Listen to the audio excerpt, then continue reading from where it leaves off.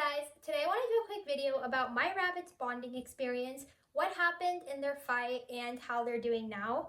I also want to dive into some of the reasons that they did have their fight and they're falling out, and maybe some things that you can do to prevent the same thing from happening. I would like to say that even though rabbits are highly social creatures, and when we look at European rabbits in the wild, which is what our domesticated rabbits are descendants of, they do live in large groups. You can't always replicate everything you see in the wild in captivity. Situations are very different. For one, in the wild, they have unlimited space and they get to choose the rabbits they want to be around. The same way you as a human don't get along with every other human in the world is the same way that not every two rabbits are going to get along. I first got my rabbit 4 years ago. I was 15 and he was the cutest little thing ever. At the time, it was pretty common to have single rabbits, and I knew that rabbits could be in pairs, but my parents didn't want us to get more pets, so I just ended up going with a single rabbit. He was very confident and very well bonded to me. I never felt like he was missing out from not having a rabbit companion. At the time, he was actually in my bedroom and I was in high school, so we would hang out for literally hours on end. He was my homework buddy.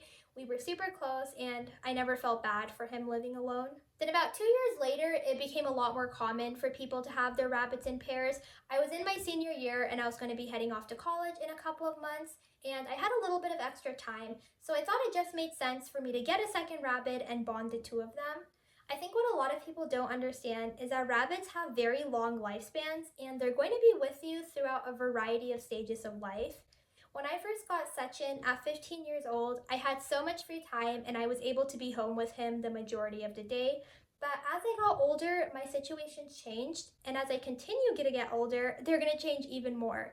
I got Sachin at 15, assuming he lives 10 years, I could be 25.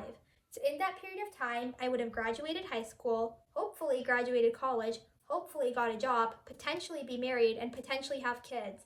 So that's a lot of life changes that he was going to be around with, and I just felt like it made sense to get him a bonded companion because inevitably during some of those life stages, there would be times that I just couldn't spend with him. I went back and forth between trying to find an older rabbit and bonding Sachin, but ultimately I decided to go with a breeder and get a baby rabbit. Contrary to what a lot of you seem to think, I'm actually not very experienced with rabbits at all. I had only had Sachin, my single rabbit, at this time, and even though I'd done a lot of research about bonding and rabbits, I'd never done it in practice, so I was actually very nervous. There weren't any rabbit specialized rescues in my area where I could get accurate information, and even though I knew that most breeders had slightly different ethics and morals than I did, they were so much more educated than the rabbit shelters, so that's the route I decided to go with. I would like to specify that it's not that the breeders were more knowledgeable than the rabbit shelters, it's just we didn't have any rabbit specialized shelters, so the only places that were taking in rabbit rescues were the same places that had dogs and cats, and a lot of the times they just don't have a very good understanding of rabbit behavior because rabbits are so different than dogs and cats. I also know the topic of breeders versus rescues is a very heated one, and I do have an in-depth video on it. I do want to say that I found a breeder that I was very happy with, and she takes very good care of her rabbits, and I still occasionally talk to her today, so I was very happy with my experience, but I just think it's important to acknowledge that. Also, Sachin was a very strong personality. He's quite territorial. I wouldn't say he's aggressive, but he definitely likes having things his way, and he's not scared to nip and let you know if you're doing something he doesn't like. So I just felt like it would be easier to bond him with a baby, and then the baby could grow up putting up with Sachin, so things would work out. Even though I heard statistically that male and female pairs do the best, it just didn't make a lot of sense to me why two males couldn't be bonded. Of course, these things aren't necessarily super likely in the wild, but especially in captivity when they've been castrated and neither of them were breeding rabbits, I didn't see a lot of issues. And again, I personally really wanted a boy rabbit. So I went over to her house. She had the playpen set up with all of the rabbits, and I actually ended up bringing Sachin over. I knew that they wouldn't bond immediately, but baby rabbits for the most part are pretty laid back, so I wasn't nervous about putting him in and just seeing how he reacted. He was pretty hormonal, which I expected. He was humping a lot of the babies and trying to establish dominance. I ended up going with Butchin, partly because I thought Butchin was absolutely adorable, But also, he was very laid back and not confident as much as the other rabbits were. And I felt like for Sachin's personality, it made sense to have a rabbit that was kind of the complete opposite. I was really going off of Abby from Stormy Rabbits. She had two rabbits, Storm and Misty. Storm was very confident and Misty was a lot more laid back. And I felt like Sachin was a lot like Storm. So in my head, I wanted to get another rabbit that was just like Misty. So I loved Butchin. I thought they'd be a good fit. They actually did pretty okay in the playpen together for the couple minutes we were there. And we ended up taking them home. I brought them home in the same carrier because they were doing so well together. And once I brought them home, I ended up separating them, but leaving them in cages next to each other. At this time, Butchin was a super small 7-week-old baby, and Sachin was a very sassy 2-year-old male rabbit. I went through the bonding process, and it actually went pretty well. Initially, there wasn't any fighting. There was just a lot of humping from Sachin's end. I actually remember Butchin ended up getting a little bald spot on his forehead because Sachin was humping him so much. I think looking back, there are definitely times that I could have intervened and done things a little bit differently, but the bond for the most part worked okay. There was a period in spring of 2020 before both of their neuters where they were actually separated and they just weren't doing that well together.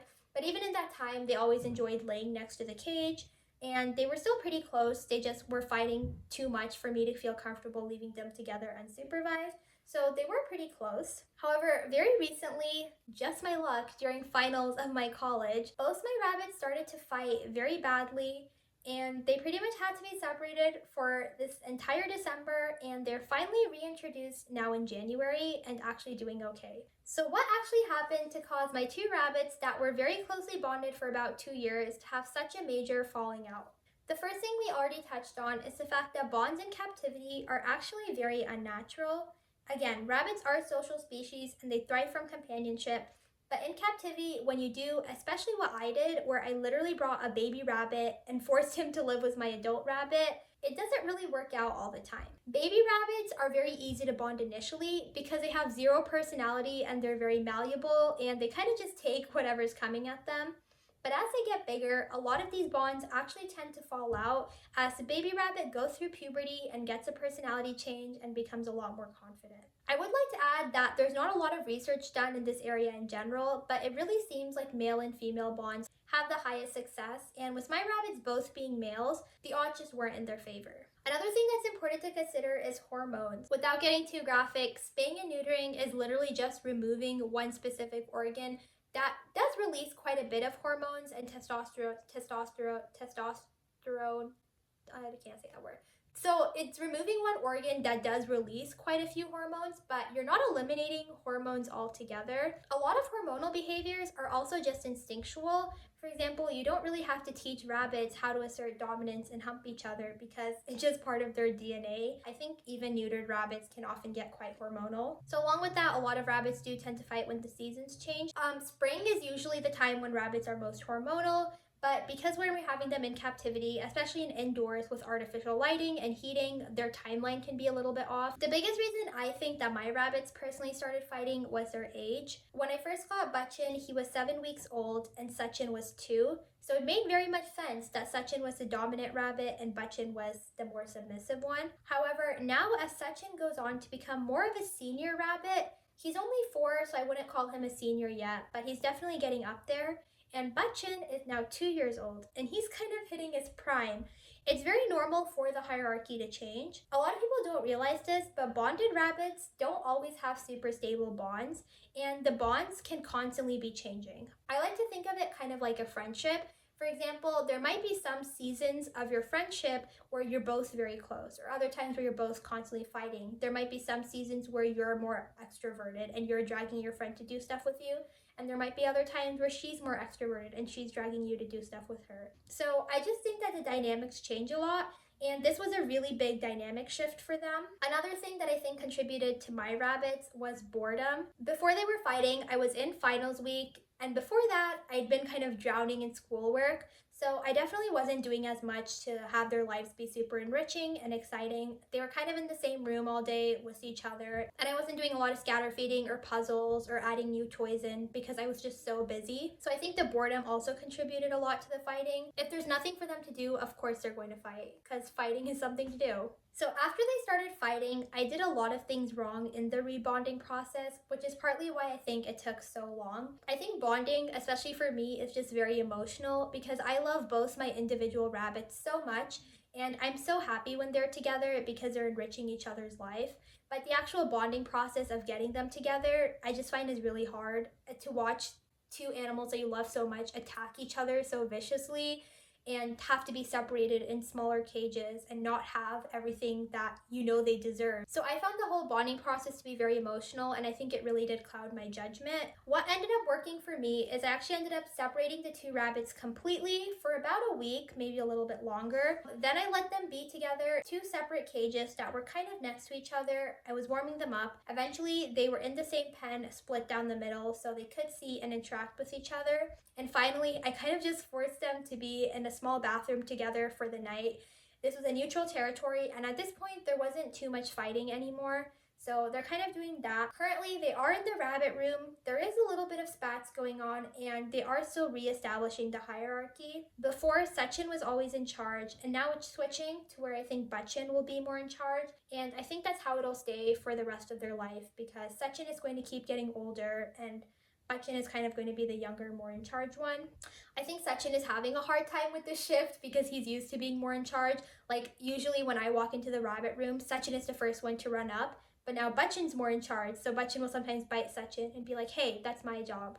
Or if Sachin runs in the litter box, Bachin will usually give him a little warning bite to say, hey, I like to do these things first. A lot of people ask if I still advocate for keeping rabbits in bonded pairs, and my situation is actually why I promote it so strongly. I think it makes so much sense to get rabbits together in pairs that are already bonded. If you can get two adult rabbits from a rescue that have a very stable bond, that's going to be your best bet. Rabbits like these often stay together their entire lives without any issues. Another thing that does highly increase your likelihood if you don't have a rabbit specialized rescue is just going to a breeder and asking for two rabbits that are either siblings or just they think would have compatible personalities. Breeders have a lot of experience and know what rabbits can and can't be housed together, so if you're able to get their input and start off with two baby rabbits, that usually works pretty well. Or if you can even find a breeder who has rabbits that they're retiring, she might be able to suggest two that would go really well together. So yeah, that's just a little bit about my rabbits. They are currently in the rabbit room. They're doing okay. I would like to show you guys after I clean the rabbit room because right now it's a mess. There are some things that I'm going to have to be setting up differently now that they have more of an unstable bond, and I want to do an in-depth video talking about it. For example, things like keeping litter boxes apart and water bowls apart are now just essential things that I have to do because it's too dangerous otherwise. So yeah, I hope this helped clarify some things. Let me know what questions you have about the bonding process and maybe some of the things that you thought that I did wrong. I know a lot of people feel very strongly about the stress bonding and really don't like that I did it. I think I would like to revisit the topic and do a more in-depth video, but I will say I used stress bonding quite a bit when I initially bonded my rabbits and I had a lot of success with it. But the second time around, I had terrible luck and it really didn't help, and I think it was actually hurting their bonding. So yeah, I think it can go both ways. Okay, thank you guys.